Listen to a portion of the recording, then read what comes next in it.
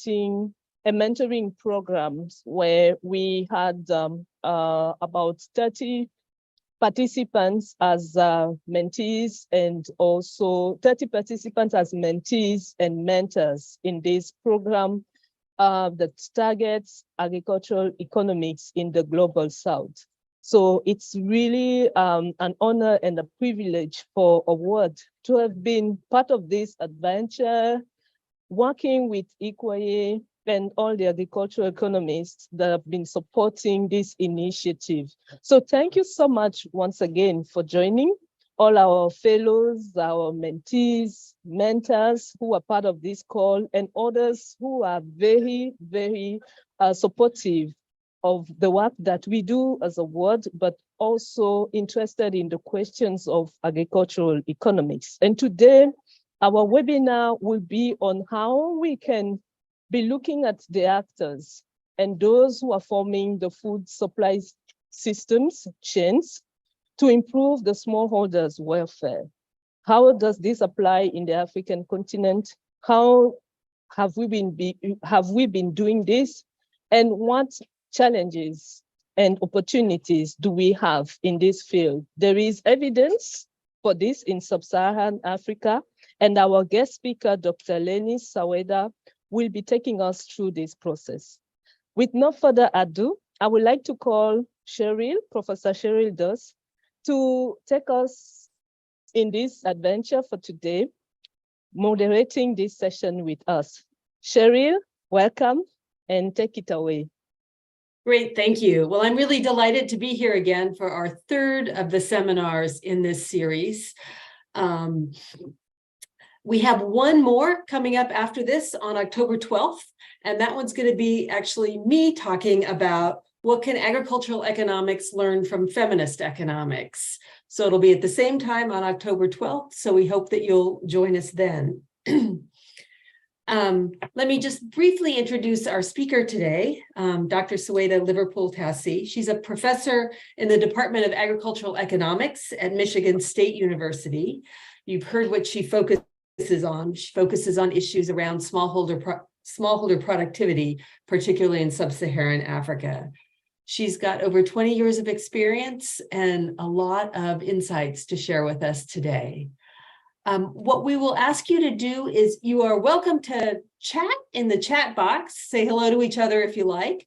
If you want to ask a question, please post it in the Q&A box. And I will be collating those questions and then asking them at the end of the session. If there's anything in the middle that you got a burning question on that I think would be really happy, I might see if I can sneak it in the middle, but we'll try to do most of them at the end. So welcome. And let me turn it over. Okay, so you can hear me, I hope?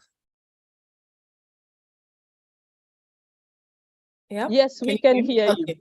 We can hear great. you. Okay, great. So thank you, Cheryl, for that introduction, and good morning, good afternoon, good evening to all of you who have joined. Thank you for joining. It's actually a pleasure for me to be here today to share some of my research with all of you and be part of this collaboration between Award and the international, the ICWAE.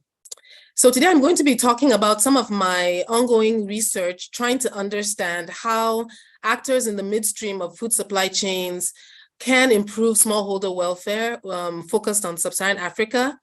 And this is an area that I am increasingly interested in because I think that this is a segment of the food system that is often not given enough attention.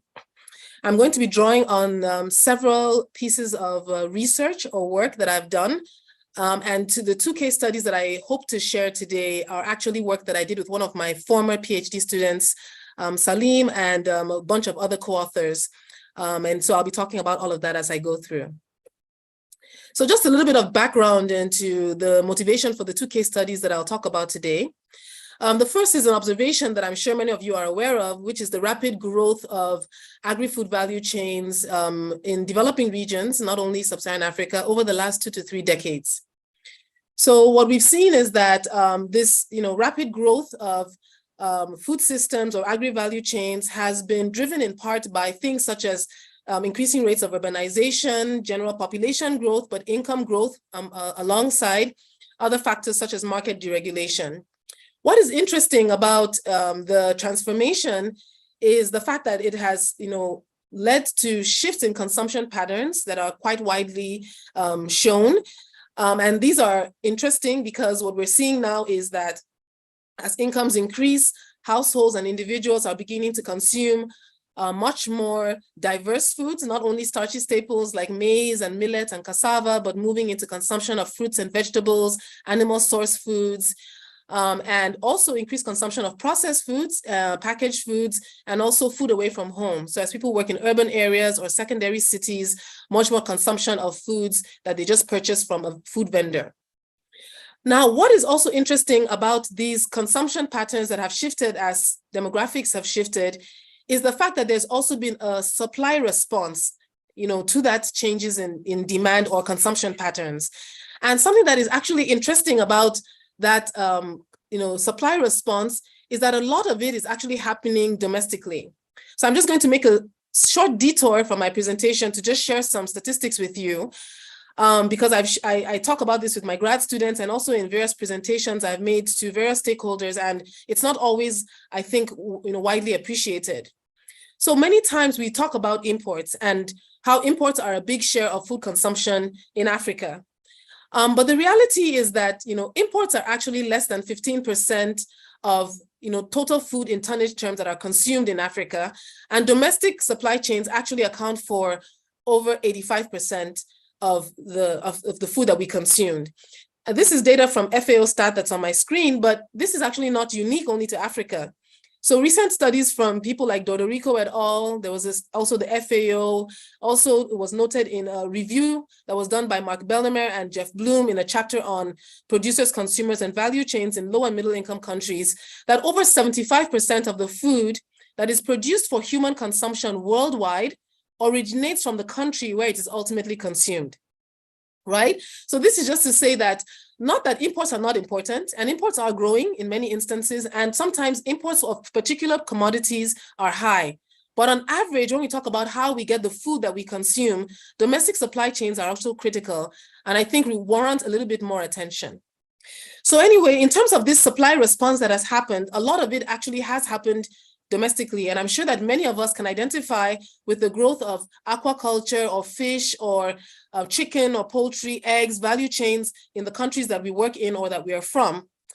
Another characteristic of this transformation that is also interesting is the fact that it has been facilitated by a lot of investments by micro, small, and medium-scale enterprises, even though there's also substantial foreign direct investment and investment by large enterprises. And this, this investments and activities of these micro, small, and medium-scale enterprises is also interesting for several reasons. It has created huge markets for farmers, but it has also created a lot of employment opportunities at various supply chain segments, not only production, but including production, but also expanding to food processing, wholesaling, and logistics. So we're seeing households getting involved in the value chain transformation, either through entrepreneurial opportunities off of the farm, or through wage employment in some of these other segments. We're not seeing your slides. Oh, you are not? We're not. No, at least I'm not. Okay. Let me try something. I'm going to.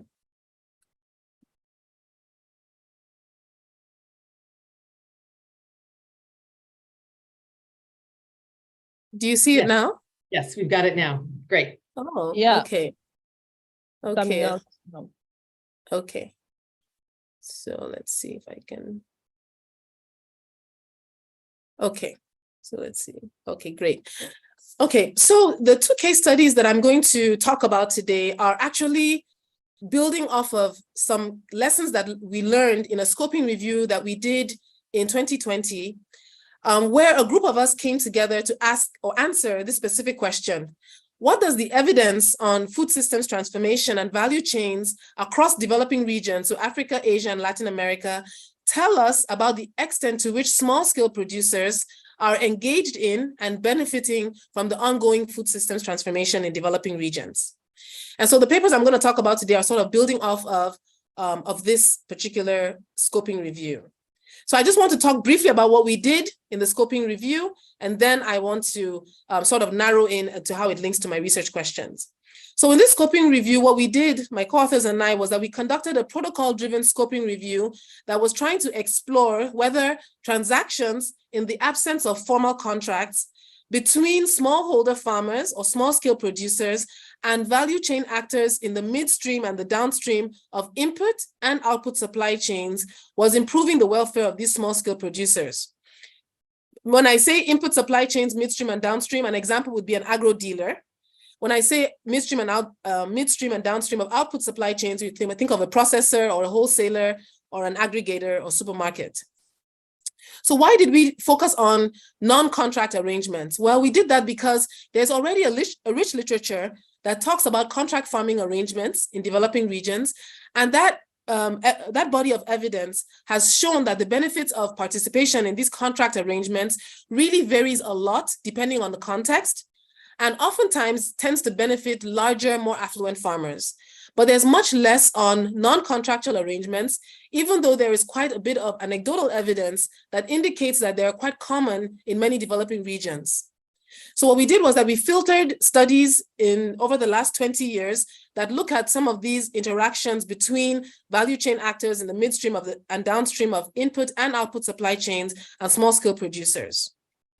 We use this framework that I have on the screen to sort of synthesize our results. Actually, the conceptual framework for the paper came out after the results, but it was our way of framing after we began to see some of the interesting patterns when we were looking through the studies. So in each study, we considered a market channel. So for example, the agro dealer or the supermarket, and we looked at what is their primary role when they're engaging with a small-scale producer.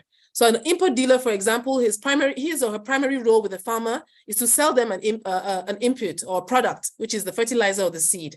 A supermarket, on the other hand, their primary function in an interaction with a small-scale producer is procuring from that producer. But what we also did was that we were looking in each of the studies whether these actors were performing other services or other roles or having other kinds of interactions with the small-scale producers in addition to those primary functions. So for example, for the input dealers, we were asking or checking in the studies that were looking at input dealers, in addition to selling inputs to a farmer, are they also providing some sort of training? Do they provide credit? Do they provide maybe other kinds of services, like maybe bringing the product to the farmer's community? Or are they also buying from the farmer? So these are what we call other services in addition to the primary market function. And then we did that for all the market channels systematically. And then we also looked at whether the studies showed a positive impact between these interactions and our small-scale farmers by looking at 3 sets of outcomes. Primary outcomes, which were measures of welfare, income, food security. Secondary outcomes, which are what I would call like changes in behavior that you expect to improve welfare. So things like adopting a new technology or a practice that will improve your output quality. And then we also looked at a 3rd set of outcomes, which we called intermediate outcomes. And these intermediate outcomes are things that you would imagine would be the results of that behavioral change. So if you adopt a new technology, then we hope that maybe you would have higher yields. If you adopt maybe a better practice that allows you to have a safer product, maybe you'll get a premium, higher prices. So that's how we structured the scoping review. And so now I want to talk about what the key lessons that we learned from the scoping review. The first was that these non-contract market channels, which were largely small and medium-scale enterprises, tended to benefit small-scale producers in very similar ways that the literature had identified and attributed to large enterprises via formal contract arrangements. So what we found was that these SMEs were also providing support services to these small-scale producers, and that's why I showed you that conceptual framework. We found that it was quite common that you would see an SME trying to address an idiosyncratic market failure or asset shortfall of the small-scale farmers and supporting them through informal arrangements with these complementary services, like the input dealer training the farmer or the supermarket providing the farmer with some inputs or things like that. And so it was not only contract farming arrangements that did that. So that was sort of the parallel in terms of the findings, was that yes, contract farming does this, but also it happens in the absence of these formal contracts. The second thing that was a key finding was that there was a strong correlation between the provision of these complementary services and the probability of finding that the study found a positive outcome from the farmer's interaction with these input and output market channels. So these support services that were being provided by these SMEs appear to be an important part of the story when we were seeing these positive relationships between the market channels and the small-scale producers. But we also noted a couple of things as we kind of looked at the studies. The first was that many of the studies were looking at either the impact of that interaction directly only on technology adoption or yields or some of those behavioral outcomes, or they were looking directly at the impact on welfare. So they would look at whether there was an impact on food security. But there was very few of the studies that looked at both. And that's important, right? Because just finding a positive impact of the agro-dealers training on adopting the technology does not tell us whether that translates into improved profits for the farmer or improved welfare for the farmer. So this led to some additional questions for me personally and some of my co-authors. The first is, what are the mechanisms through which these interactions really lead to improved welfare? Are there some particular characteristics and of the interactions that are key, and which elements of these support services, for example, might be relevant? Then the second was, who really benefits? So we observed that many of the studies in the scoping review, they weren't really clear about the definition of small-scale producers, and the definition actually also varied significantly depending on the study, the value chain, the region. And so we thought it's also important and interesting to know really who benefits from these interactions. And so this leads me to case one. And for case one or case study one or example one, I want to draw on a study that we did in Zambia, looking at the soybean industry in Zambia. So Zambia is a landlocked country, typically referred to as sort of being in South Central Africa. So if you see on the map, you can see where it is, sort of at the crossroads of Central, Southern, and Eastern Africa, neighboring countries like Tanzania, Malawi, Mozambique, Zimbabwe. But Zambia has observed, or recently, a rapid expansion in domestic and regional demand for meat and edible oils. And what that has done, and so that's a sort of reflection of the changing consumption patterns I mentioned earlier.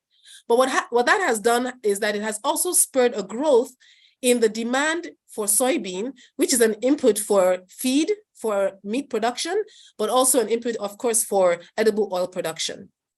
Another thing that we've observed is that in response, there have been many smallholder farmers in Zambia that are beginning to allocate significant shares of their land to the production of soybean to meet the needs of some of these firms and mills, and often they're doing this without contracts. So Zambia became a nice case study, offered us a nice case study to explore some of these issues that I mentioned we had identified from the scoping review, because it's definitely a case of a rapidly expanding subsector responding to changing consumption patterns.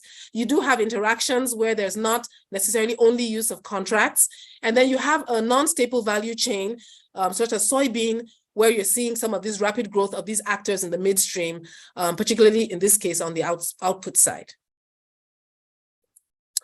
So this is a graph that is drawing from nationally representative data from Zambia, and it's showing sort of the share of households engaged in soybean production in about a span of a decade, and also the share of land allocated to soybean. And you can see that both of these have increased.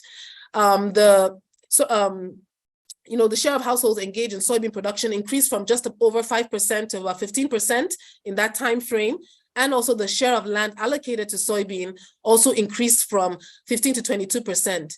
And then amongst soybean producers in Zambia, we found that the soybean income as a share of the total crop income of the household increased from just under 25% to almost 50% in that same time frame. So we can really see this rapid expansion and dynamism in the Zambian soybean industry. So what are the research questions that this particular paper tried to answer, and what we think are the contributions that we're making to the literature? So we tried to answer three research questions. The first is, how does this non-contract-based purchasing activities of soybean processing firms and mills and traders, which we call large buyers, affect smallholders' welfare? Does the benefit of selling to these large buyers vary by scale of smallholder? Again, Zambia was a nice case study because in Zambia, smallholders are defined officially as anybody operating on less than 20 hectares of land. And that gives you a large scope because in many other African countries, the typical land holding size is much smaller than that, maybe a hectare, less than a hectare, 2 hectares. So this allows us to be able to check whether the heterogeneity of whether there's heterogeneity in the impact of selling to these large buyers by scale of farm. And then the third thing was, what are some of the channels through which these welfare impacts are occurring, which I had noted was a gap in some of those studies that we reviewed in the scoping review. Well, some of the contributions that we think that this paper makes is the fact that there are very few papers, and I'm not sure we even found any, that actually empirically explores the welfare effects of the rapid expansion of non-contract opportunities in the midstream of commodity value chains in Africa, and does this in a non-staple value chain. Thus far, the literature on midstream activities has really focused on these contract opportunities, that is the empirical literature, which have been shown to predominantly maybe benefit larger farmers where they have an impact, or they have focused more on smallholder engagement in like the supermarket revolution, or like I mentioned earlier, they focused on staple crops. So the second contribution that we make is the fact that we try to tease out some of these mechanisms, and very few studies have actually tried to do that. So one thing that I want to do is to provide a clear definition of who are these large buyers. When I say large buyers in the study. So first of all, we define large buyers as food processing, milling, and trading firms. And we use 3 defining characteristics, leveraging on a cohort of scholars that actually played an instrumental role in the collection of this data. So I'll talk about how the parties that were involved in the collection of this data, but there's a paper by Burke et al. That nicely explains how the emphasis or how the team, the data collection team, used their understanding of the context in Zambia and trading in Zambia to come up with this definition of large buyers. One caveat is that in our paper, our definition of large buyers only uses a subset of the definition of large buyers used by Burke et al. In their work and in the larger data collection effort for this data set. So what are the 3 criterion?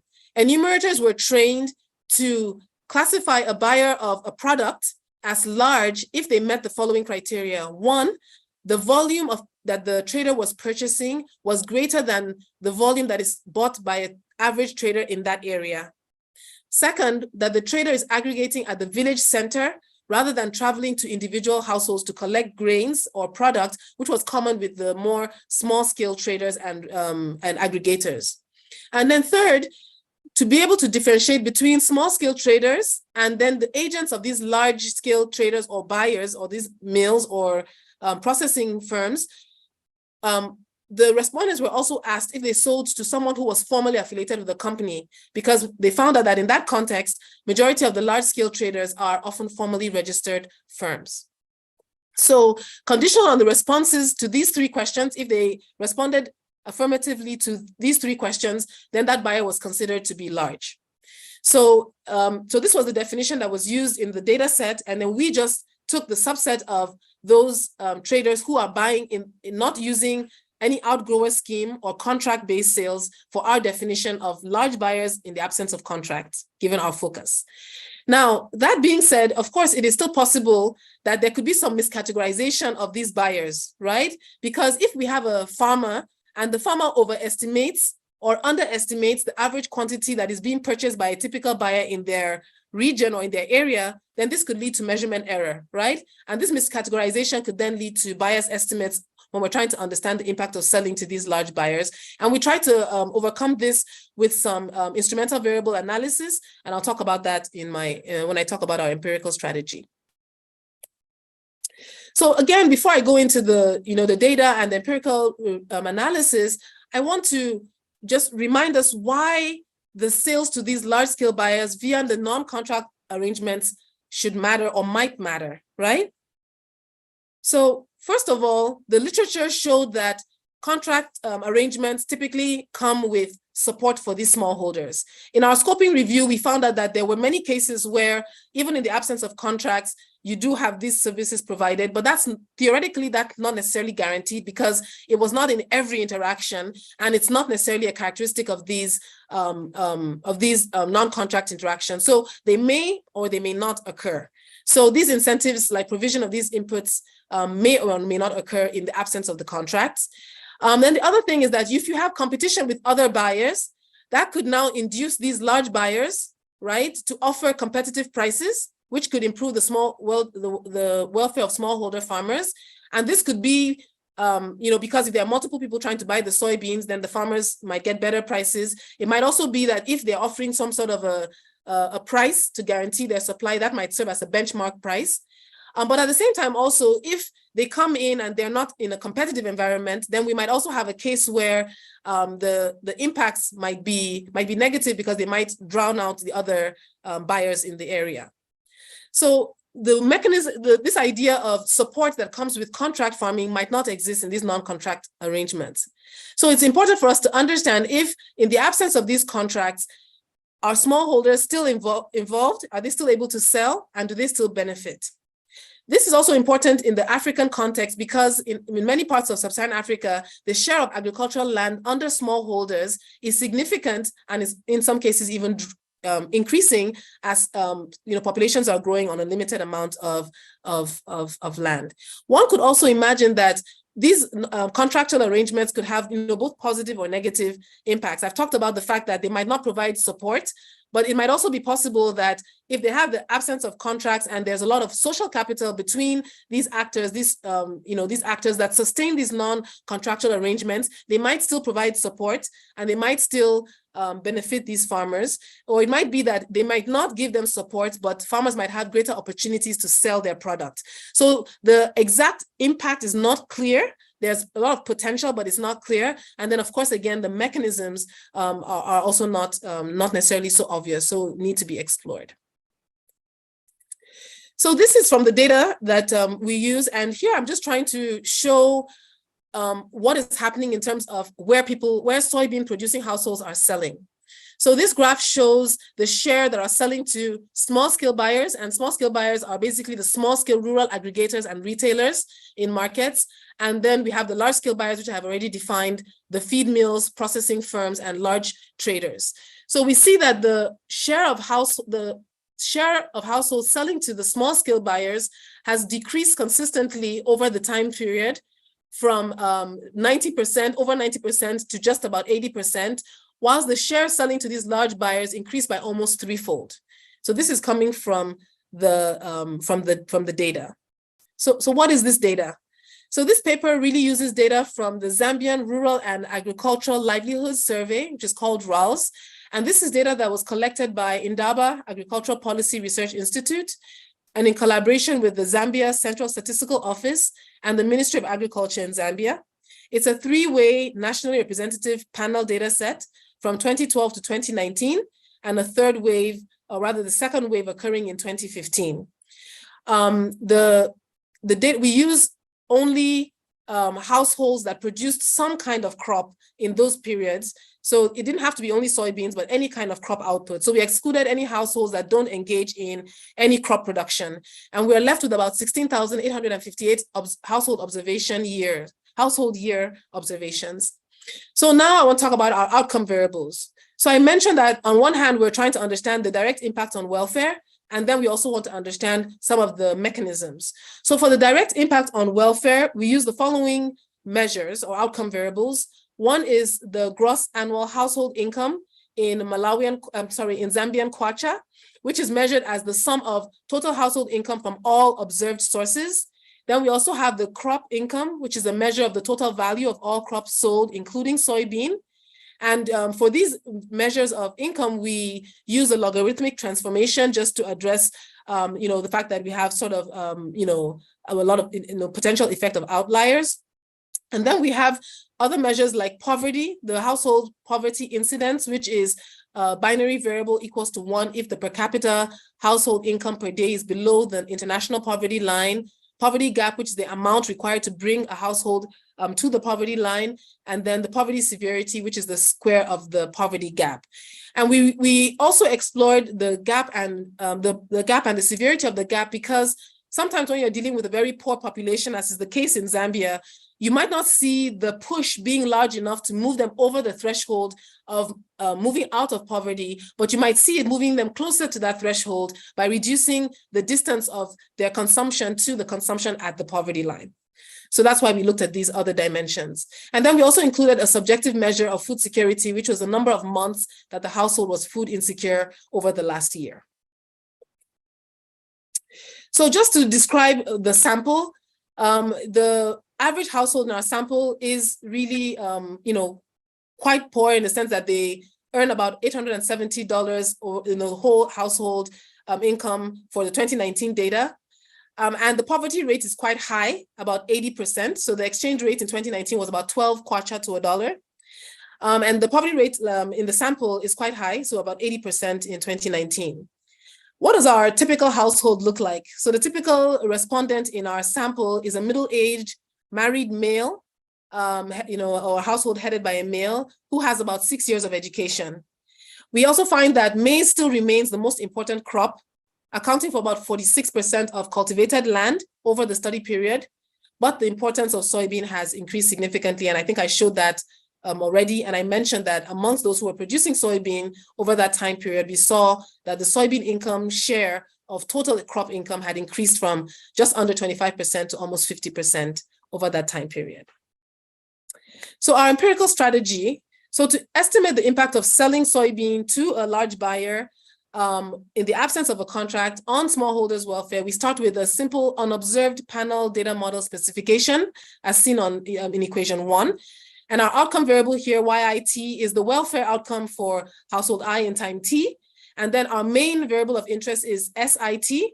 And this is a binary variable equals to 1 if the household sold soybean to a large buyer in their largest soybean transaction in the last period or last season, and 0 otherwise.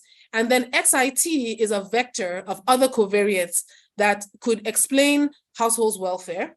Then we have a CI, which is a time invariant unobserved household specific heterogeneity. So this is the time invariant characteristic of the household that might be correlated with the decision to sell to a large buyer, but also maybe with their welfare. So we include that as well. And then we also control for time using time dummies. Those are our DT. So the key parameter that we want to estimate in this equation is beta 1, which is the average effect of a household sale of soybean to a large buyer in the absence of a contract on their welfare. So a key challenge in trying to get unbiased and consistent estimate of beta 1 in this equation 1 is the potential endogeneity of the household's decision to sell soybeans to a large buyer, right? So we could imagine several reasons why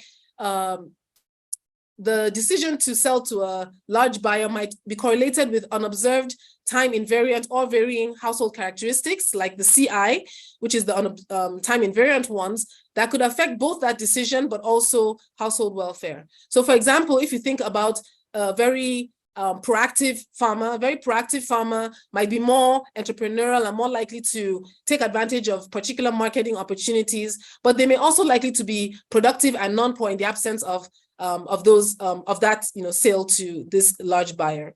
So since our data on large buyers are also self-reported, so the farmers are saying whether they sold to a large buyer and defining the large buyer based on those categorizations, as I had mentioned earlier, there's also this possibility that we might have some bias introduced in our estimate because of measurement error, where the farmer might miscategorize the buyer. So we want to deal with both of these.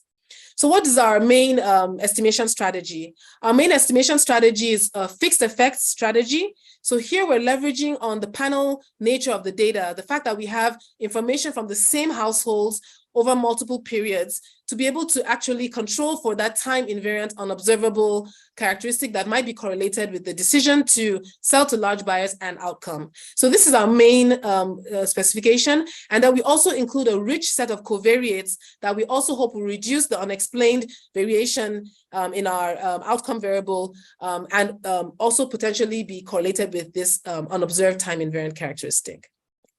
So the second specification that we also explore is the instrumental variable approach. And here we do this to account for the fact that there might still be some of this, time varying unobservable factors that might be driving household sale decision, but also correlated with their welfare. And particularly thinking about this potential challenge we might have from measurement error because of the way that decision or that sale decision is measured. So the instrument that we use is the share of farmers in the district that a farmer lives in, excluding that farmer that is cultivating soybean at the start of the planting season, conditional on many district level covariates or explanatory variables. And the idea behind this is that soybean in Zambia is still largely a smallholder product. So we don't have a lot of large farms that are producing it. And so what you have is that if a firm is trying to identify places where there's likely to be surplus production and good market for them to procure the input for their meal, then they might be attracted to areas where there are a lot of farms that are also producing this soybean. And so, so that is sort of the argument. But we know that for an instrument to be valid, it needs to meet two criteria. One is the relevance condition, which is that there should be some correlation between the the share of households in the district that are cultivating soybean and the probability of selling to a large buyer, but then also the exclusion restriction. And the exclusion restriction is more difficult, it can't be empirically tested, but you can kind of argue it. And the idea here is that we have to be able to argue that our instrument, the share of farmers in the farmers district that are selling to the, that are producing soybean or cultivating soybean should not affect the farmer's welfare except through its ability to attract many of these buyers into that district. So for us to do that, we need to really capitalize on the rich set of covariates that we have that might explain why these buyers might come to this district if there's soybean available. And then conditional on all those controls, we argue that it is unlikely that the share of households cultivating soybean would affect a particular farmer's own welfare, except through the ability it has to attract these buyers. The other concern we may have is reverse causality, right? And we argue that it is not likely, or it's that the welfare of a farmer at the end of the period it would have affected the share of farmers cultivating soybean at the beginning of the period, which is what our instrument is. It's looking at the share cultivating soybean at the beginning of the period. Okay, so this is our argument. However, I do want to point out that the fixed effects are our preferred results, and the IV, we think of it as a robustness check. And why is that? Because there are issues with that instrument. It's not a perfect instrument, and in some cases, actually, our instrument doesn't pass the weak instrument test, but the results are consistently consistent with the fixed effects. That is our IV result, and so I'll share them with you, but I will note that our fixed effects are our preferred results. So basically, what do we do? The empirical strategy is to estimate equation 1 using a fixed effects estimation, and then estimate it again as a robustness check using the instrumental variable with the share of farmers in a farmer's district who are cultivating soybean at the beginning of the planting season as the instrument. And then for both of these, we estimate them for the whole sample, and then we divide our sample into small scale producers who are operating less than 5 hectares of land, and then the medium scale smallholders who are operating 5 to 20 hectares of land. So I want to start off, even though I'm going to, when I get to the actual results, I'm going to focus on the fixed effects, but I do want to show you that we do believe that the instrumental variable works relatively well where it passes the test, subject to the caveats associated with it. So the first thing is that we want to check the correlation between the instrument and the sales to large buyers.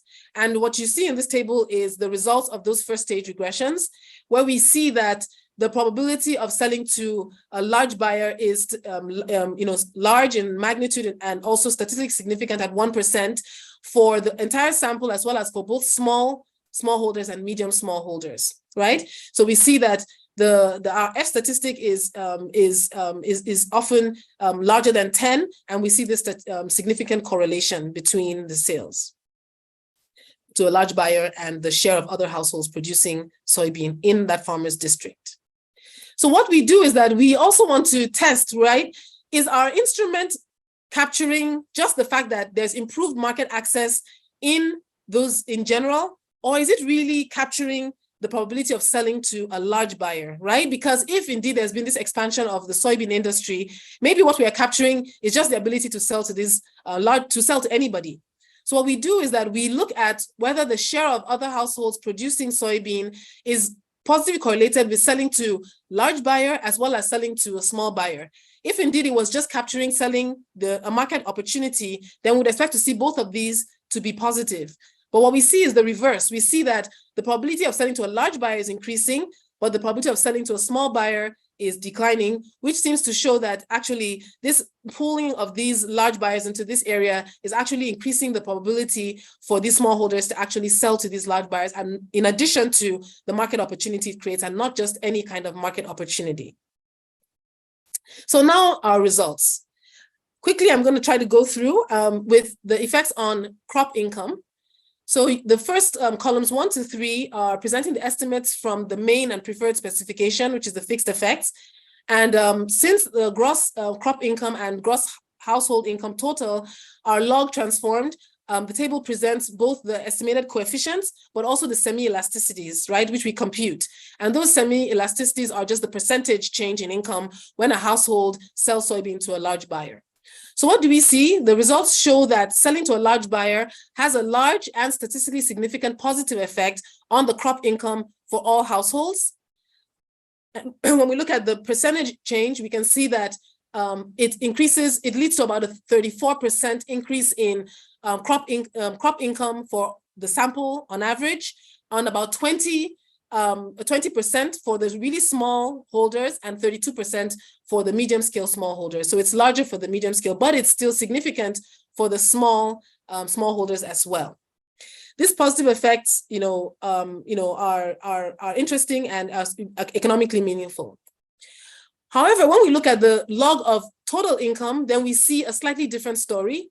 We see that selling to this large buyer has a positive and statistically significant effect on the total household income on average in the sample. But when we now try to tease it out, we see that this is largely driven by the impact on the medium scale smallholders, about 7% increase in their total household income compared to 4% for the smallholders, but that's not statistically significant. So this seems to indicate that for some reason, even though it increases their crop income, the total household income is not necessarily increasing, which may be if the household is having to divert attention from other activities to go into soybean, and then it's not able to generate sufficient output or income from the soybean to compensate for that. That might be one example, one reason. Here on the columns 4 to 6 are presenting the instrumental variable results. And again, I only just present them to show that they are consistent, but they're not our main preferred. So I'm not going to go into details of interpreting them. I will note that the coefficients are consistently larger than those of the fixed effects, which seems to indicate that maybe we do have some sort of, an issue where maybe because of miscategorization of our large buyers, we have our estimates from the fixed effects being attenuated downwards by measurement error. So if the small scale traders are kind of consistently misclassified as large buyers by the farmers, then this reduces the size of the difference between households who sold to the large buyers and those who did not. So this might be explaining why we see these consistently larger estimates from the IV. But it also gives us confidence that our conservative fixed effects estimates are sort of a lower bound at worst. Now we go to looking at the impacts on poverty, and the poverty results are quite similar to the results for total household income.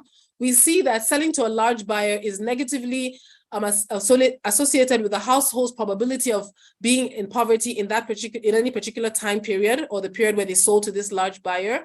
And these results are more when we tease it apart from the whole sample estimates, which is about 5 percentage points less likely to be in poverty. These results are more for the medium-scale smallholders.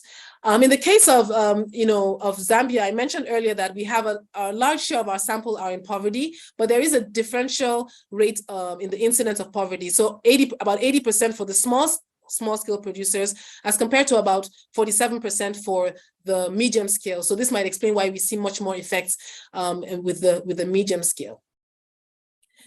Similarly, when we look at the poverty gap, we still again see that majority of the impacts on the sample as a whole, we see the lower, those who sold to a large buyer have a lower poverty gap compared to those who don't. But again, when we try to tease it out, we see that this is largely driven by impacts for the more medium scale farms. So these are the main results, right? So on average, we see that smallholders are able to sell to these large buyers. When they sell to these large buyers, they're able to have higher crop income, and this is consistent for all the farmers.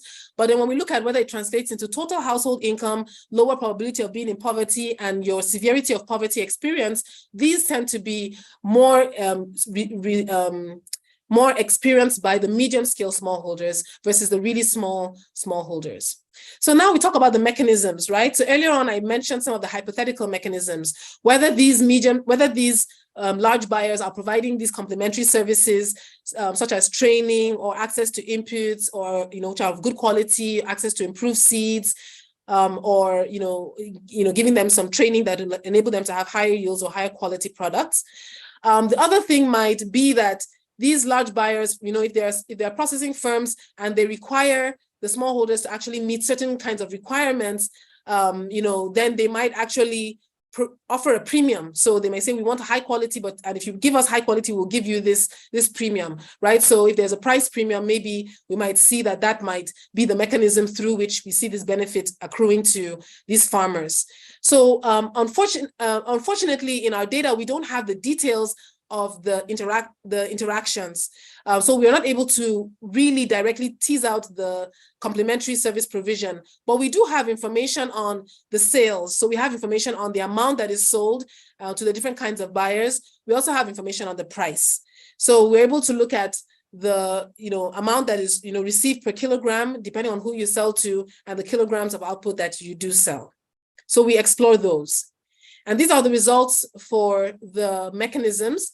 What we find is that selling to large-scale buyers is associated with a higher price for small-scale farmers, and these results are for the small-scale smallholders, who are receiving about a 15% price premium over those who did not sell to the large buyer. So this is an important finding because it does imply that the small-scale farmers in non-contract arrangements may be being compensated for the risk of producing a cash crop without an ex-ante contract, and the price premium might reflect that they're actually producing a higher quality product, which they may be getting support to do or not, but they're getting this premium compared to those who are not selling to these large buyers.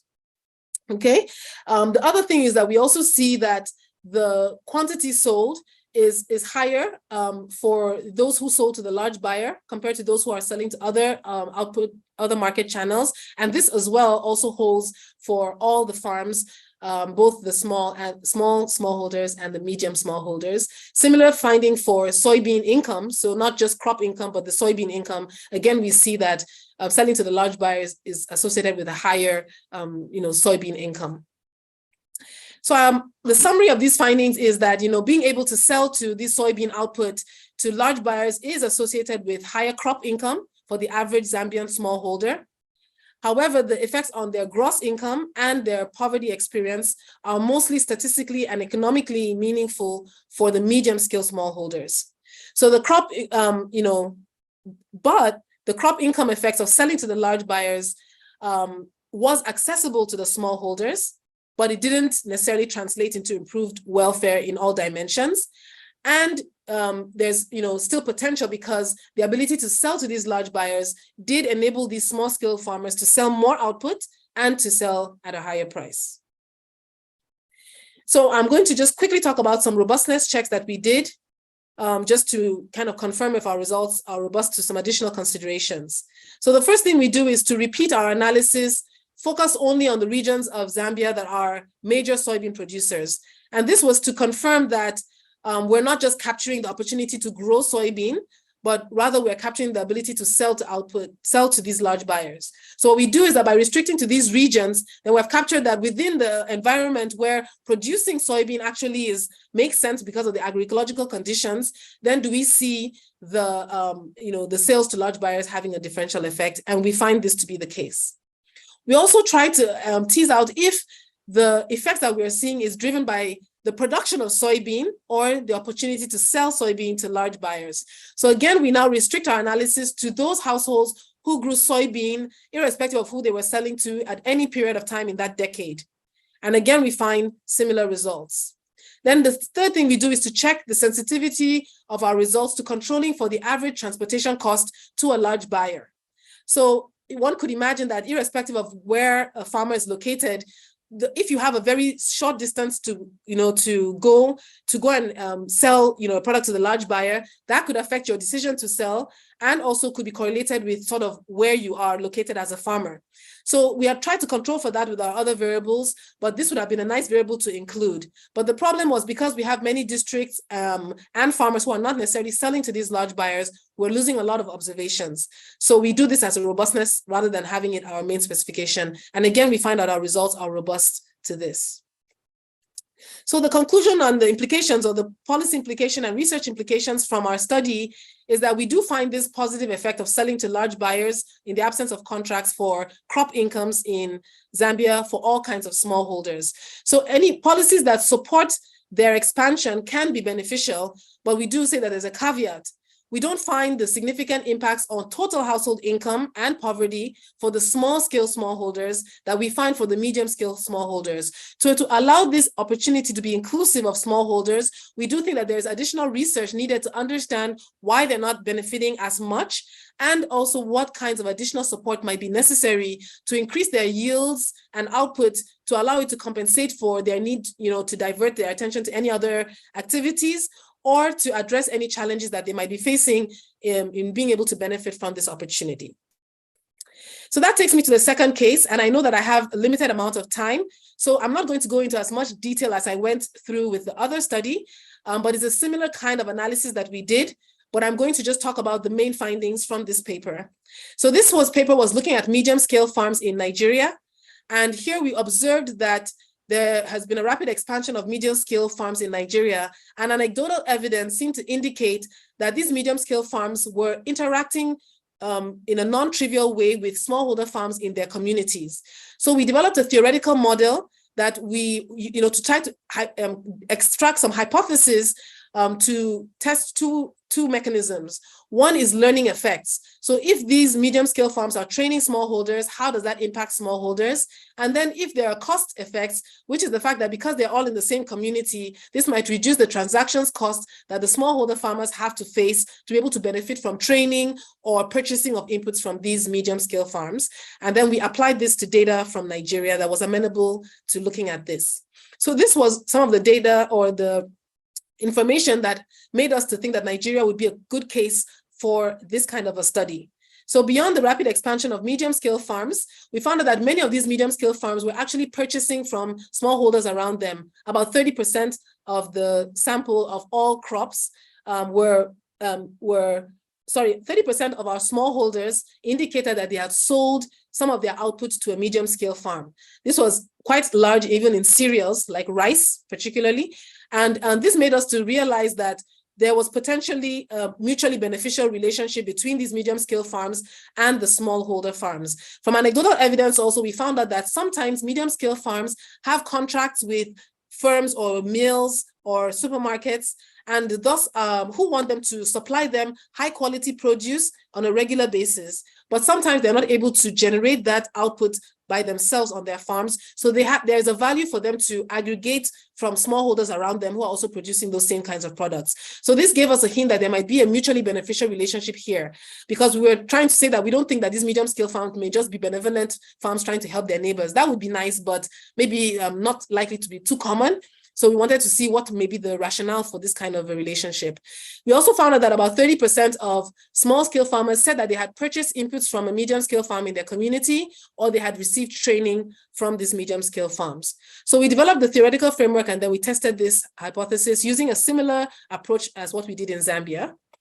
And the key findings were that small-scale farmers who got training from the medium-scale farms tended to use higher levels or quantities of modern inputs like improved seeds and inorganic fertilizer, and tended to have higher productivity.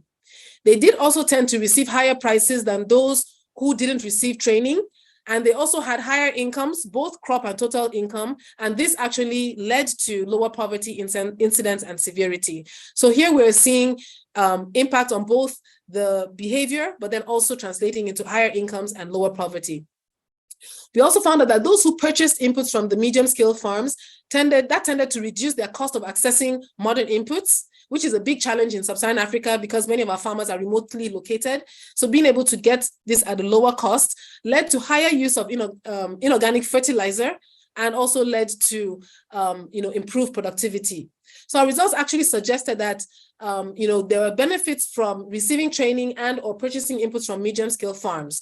We also tried to test the heterogeneity of the impact by different scale of farms. In Nigeria, we didn't have many farms up to 20 hectares, but we restricted the smallholders to those who are operating less than 1 hectare, and then those operating 1 to 5 hectares, which was most of the cases. There were only about 1 farm more than 5 hectares. So 99% were operating less than 5 hectares. So we broke it up into these 2 groups. And what we found was that in the case of Nigeria, different than Tanzania, the benefits were more important for the really small scale farmers operating less than 1 hectare.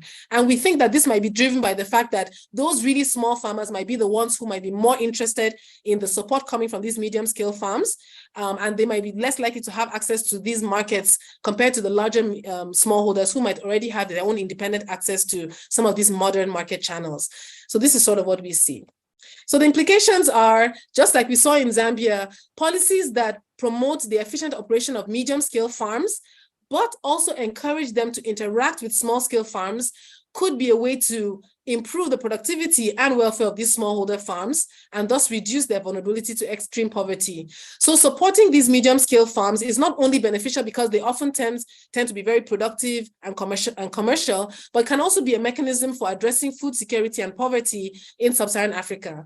But we do acknowledge that there's still a lot to be done to understand these relationships. And I personally would argue that there's a lot to be done on the midstream generally. A lot of opportunities there, but a lot of opportunities that could also be exclusive of some subset of smallholder farmers that we might be interested in. So just a lot of opportunities that are ripe for exploration. And so I want to stop there, and thank you so much for your attention. Great, thank you very much. And you can stop, okay, you got your screen, stop sharing your screen. Let's see what we've got. So I had 1 or 2 questions about the outcome measures that you're using. There was a question earlier about the outcome measures you were using for welfare in the first paper, which I may have become a little more clear as you went through it, but maybe you could just say a little bit more about what those are, how you measured them, and why those are the appropriate ones. And then also regarding productivity as an outcome, would you please indicate the measure of productivity you used?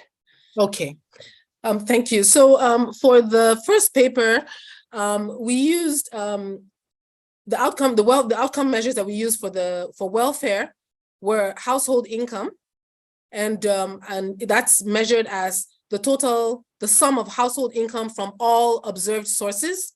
And then the crop income is the measure of the total value of all crops sold, including soybean, but not only soybean, so all of it. And then we also use the poverty measure, which is measured as household being in poverty if their per capita household income was below the international poverty line. Then the poverty gap, which is just the measure of the amount of kwacha that would be required to bring a household to the poverty line, and then the square of that. Now, why did we use these measures? Okay, we also had a subjective measure, which was, I didn't talk much about it because it didn't really yield too much results, and we think it's a weak measure. If we had things like caloric intake and things like that, we would have been in a better position because of the nuance of how income translates into consumption. But the reasons why we use these outcome measures were several. One was a lot of the literature in Zambia and also looking at welfare of smallholder farmers have used these measures. So we wanted to be able to compare our findings to other studies about the impacts of households selling to supermarkets or selling to other output channels on poverty, on welfare, and on poverty. And also these were the variables that were available in the data set. So these were the ones that we could use and were consistent with what had been done in the data. So that's sort of why we use them. For the productivity measure, for this paper, we didn't look at productivity, but in the Nigeria paper we did, and we use yield. We use yield, so the output per unit of, per hectare or per hectare, I believe, per acre was what we used. So there's a follow-up question on the measures, and which is why all crops instead of only looking at soybeans as your measure? Okay, so that's a great question. And in the final, when I showed about the, maybe I can also show, let's see. I mean, I can show if people are interested. So we did look at soybean income. And we see the positive impact on soybean income, and we see that for all households, both smallholders and the smallholders and medium smallholders. We also looked at, so we did look at that, and we see that. But because we were also trying to understand, because there are trade-offs that are being done when households are making these decisions. So that's why we said that we want to look at soybean income, total crop income, and total household income. And of course, we see that even though they had the positive and significant effect of selling to the large buyers on their soybean income, which translated into crop income, it actually only translated into total household income for the medium scale smallholder. So that was the reason why we looked at all of those, because we recognize that households going into soybean production, that's kind of expected. But we wanted to see, does that come at the expense of the total crop income that the household gets, because maybe they divert from maize to soybean, and then get higher income on soybean, but their total household income, their total crop income might decline, and or does it affect because there are other household activities and sources of income? So if they divert from production on the farm, maybe to other household enterprises, because they're paying more attention to the soybean, then maybe it will translate into higher crop income, but not necessarily higher household income. So that's why we looked at all three. But we did look at the soybean income, and I presented that at the end of the presentation, and I'm happy to put it up there if that would be helpful. That was a great, really clear answer. The other piece of that then is about the inputs, right? And do input costs really vary across different crops in this context? And so could we be missing something if you need much higher priced inputs, right? Because you're not using net, you're just using total income. So is there anything going on there that we want to be worried about in this context? Okay, well, so that's a great question. I think in the case of soybean, we were actually happy because, not happy, but we learned that soybean really it doesn't take a lot of inputs, right? So there's not a whole lot, it's not one of those crops that really requires a whole lot of fertilizer. And so it's less, those input costs are less of an issue as compared to maybe things like maize, where we find that there's a lot of that, but that doesn't net out the concern that there might be some issues about cost. And so one could look at an alternative measure, sort of maybe the profit, or net income from soybean, right? And so then you could compare and see if the net income from those who sold to the large buyers was different from those who sold to the left buyer. I have a feeling we explored that, but I don't want to speculate because I can't remember right now. But that's something that definitely could be done. Mm-hmm. And it's hard to figure out net if you're going to try to think about any of the other things like labor, right? How you put the value on labor gets really complicated. Exactly. So I think that's probably, yeah. But I think the purchase inputs, we were able to see that those were low. And when we talked to people in Zambia, they confirmed that actually, it might be changing, but at least at the time when we were doing the study, and there's less of these purchase inputs necessary for getting good yields in soybean. So it's actually considered attractive because of the fact that it has low cost on some of these purchased inputs. Yeah. Great. let me encourage people to keep putting in questions. I've got a few, so if all of you out there don't put any, I'll keep us going for another minute or two. I wonder, the other question is about whether there's particular risks to growing soybeans. And there's been lots of stories. So I will say that I'm just moved out of a Department of International Development back into an economics department, but the Department of International Development, people are much more skeptical about markets and the kinds of impacts that they have and the potential risks. So I'm just wondering if there's possible risks to growing soybeans, because if you don't end up with a buyer, then you've got soybeans and not much to do with it. And there's lots of stories particularly across West Africa, where somebody's come in and started a tomato processing plant and got everybody to grow tomatoes, and then they went out of business and people had more tomatoes than they could deal with. And so I wonder, are there any things that you need to be worried about in this context with regard to soybeans? Yes, so I totally agree. And actually in the paper, we talk about that, because you are right? Soybean it's not like, soybean requires much more processing, and people are growing soybean, to sell, different than the maize that they're growing. And so we were concerned about that and that's one of the reasons why we wanted to have a food security measure, because we were thinking that, well, selling to the large buyers is great if you can sell, but then what happens if you're not able to sell, or they don't give you a good price, and so then you're stuck with a crop that that you really you can't really just that easily eat. So I would acknowledge that is the case. That risk is very real. However, what we appear to be observing is that the farmers are allocating more land to soybean, but they're still maintaining a large share of their land for maize and their staple crops. So it seems that probably they are aware of this risk already. It's obvious to them probably, and so they are sort of cognizant of that. However, I think this is something that one needs to watch over time, because we saw this rapid expansion. And one thing that was a bit surprising to us was seeing how, for those households who are growing soybean, it moved from being less than a quarter, about 24% of the household income, to almost 50%. So we did see them moving, but we were wondering, have they gotten to the end, or are they going to continue to expand? And I think if they continue to expand, then this risk even becomes more problematic.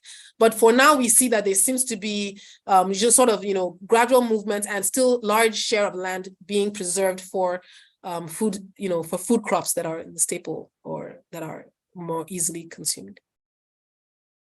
Great. We have a question coming in. Did you use any primary data in the 2 case studies, and how easy or difficult was it to capture production and productivity data?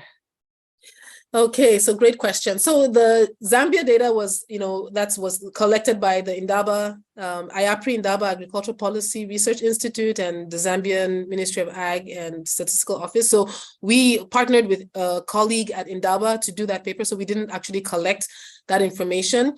The data from Nigeria was collected by a UK, a DFID-funded grant called APRA, which was focused on smallholder commercialization. So, so there, the data collection efforts, so I was involved in that to a certain extent.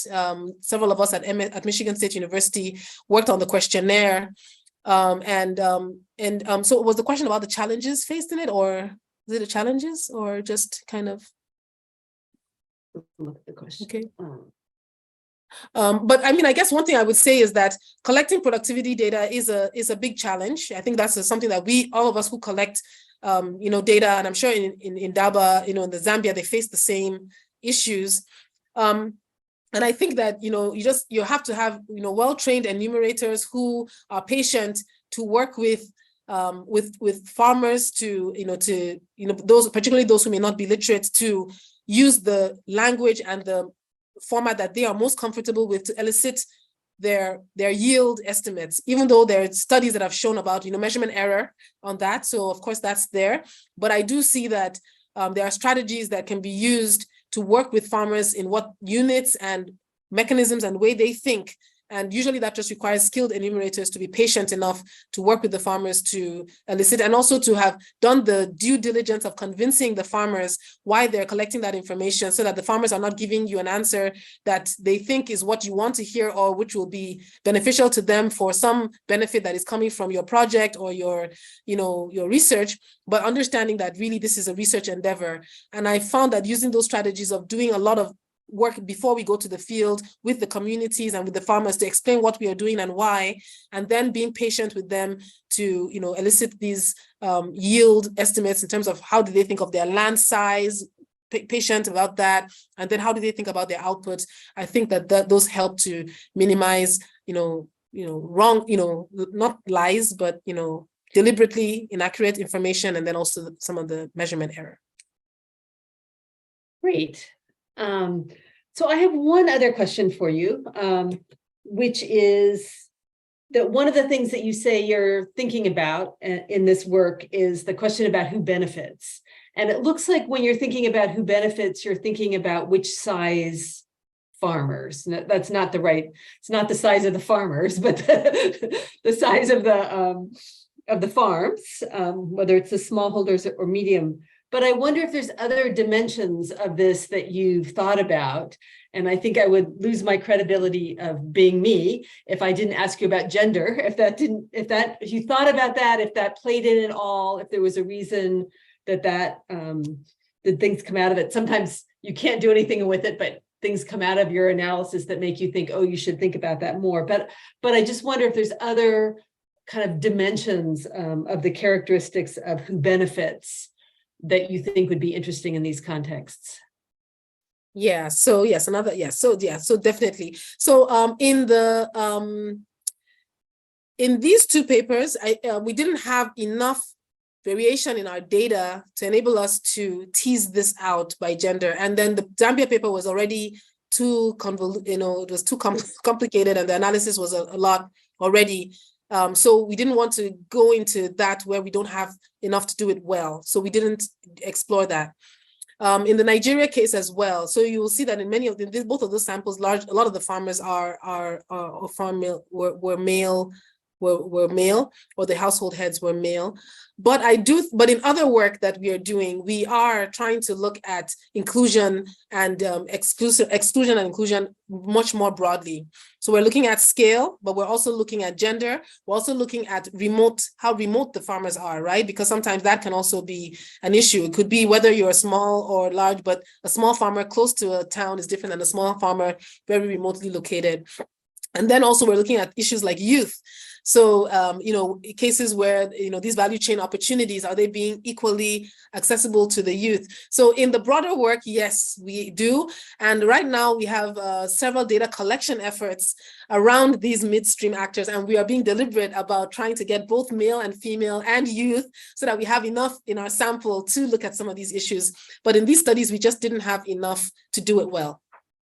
Yeah. Great. Getting very many young women is often hard in these.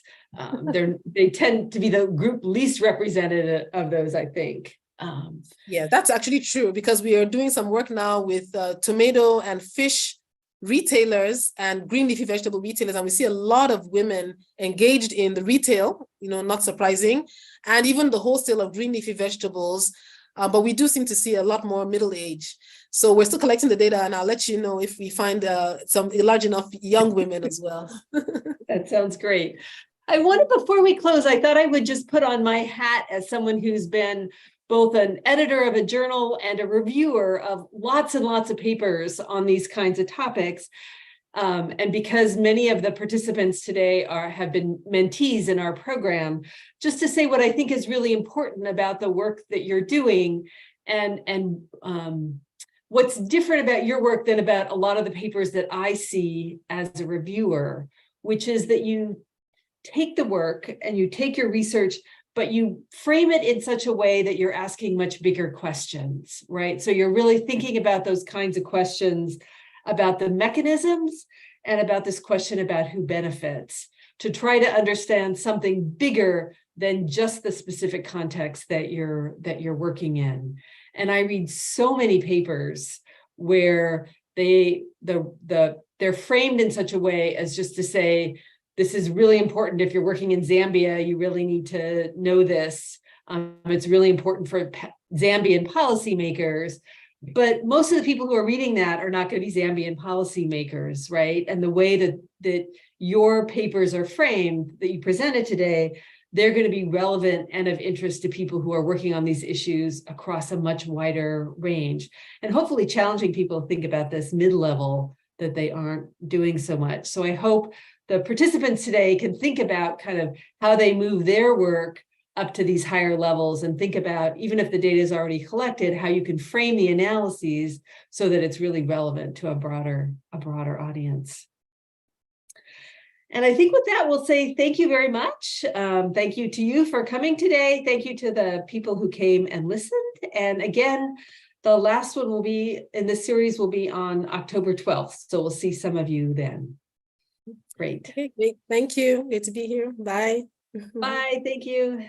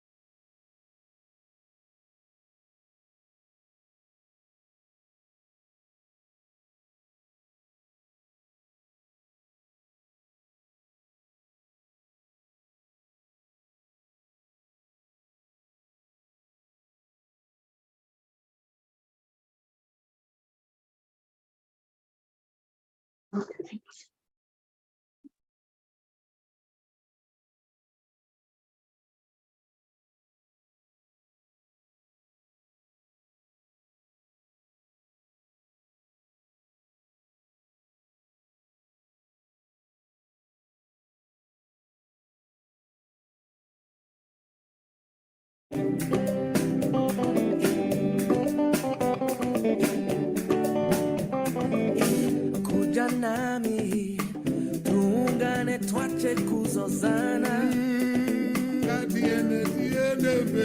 watu wa upendo, hauna dui, hauna kifani kaka.